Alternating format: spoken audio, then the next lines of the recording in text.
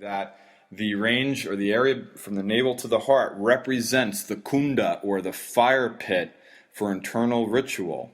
The outer fire pit in initiation practices and Vedic ritual is now superimposed in the middle of the human being's body, so that we're generating through yogic pranayama, we're generating this coil, or rather we're holding the coil until it turns into the fire that grants liberation ascending through the spine.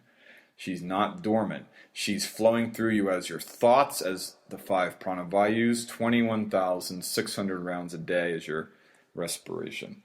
When accessed in this way, we're performing yoga. Coil her up. And this is the point of these poetic metaphors that have been lost to us till now.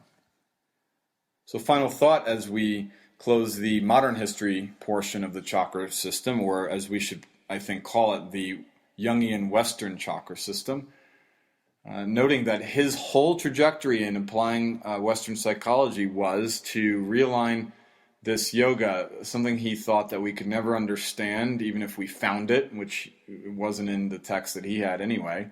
But we would never understand it as Westerners. It can only work through the lens of Christianity. And he says this. And he's really the father of Western psychology. If you've worked with any form of psychology that is superimposed on the chakras, you are drawing directly from Carl Jung. And it's a great system.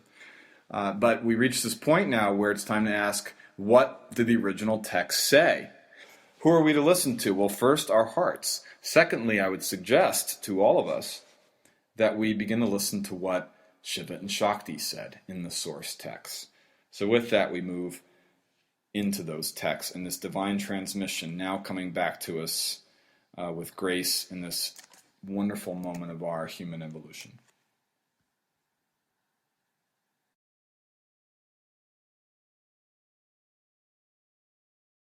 So I was coming back to last week's very, very juicy and incredible quote